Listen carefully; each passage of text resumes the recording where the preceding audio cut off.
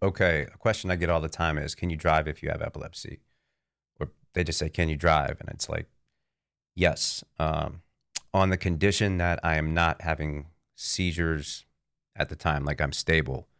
So if I have a seizure, I can't drive for 6 months minimum.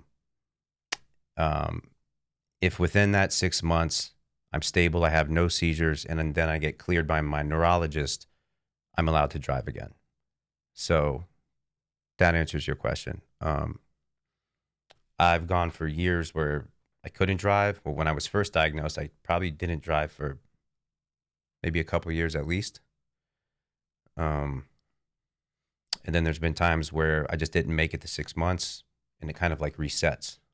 So let's say you have a seizure, can't drive for 6 months, but 3 months in, you have another one that's another 6 months. So by the time you make it through, you're at like 9 months. But if you go 6 months without having a seizure, you get cleared by your doctor, you can drive. Um, this used to bother me a lot, so I kind of eliminated the whole problem by moving back to New York City. I lived in New York for a while.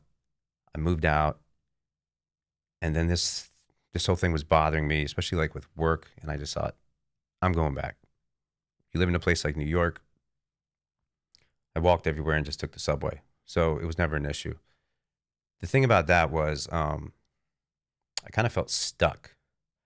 I felt like I'm never going to get out of this place, as much as I like it. The thing about living in New York is, and having like New York's a stressful place to live. As great as it is, it's stressful.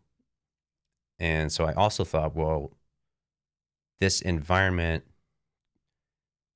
like has its benefits, like the you don't have to drive kind of thing, but it has some drawbacks. The pros and cons in regards to my situation, which is often like the primary thing on my mind.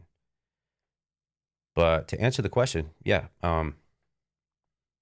if you have epilepsy, you can drive. It just depends on the frequency of your seizures and if you're stable and for how long. And thank God I've never had an accident, or I've never had a seizure that led to an accident behind the wheel. And I hope it never happens. I've heard stories, and you know, I think I met a couple of people who it happened to, and thank God they were safe too. They didn't get into any extreme car accidents, actually. So yeah.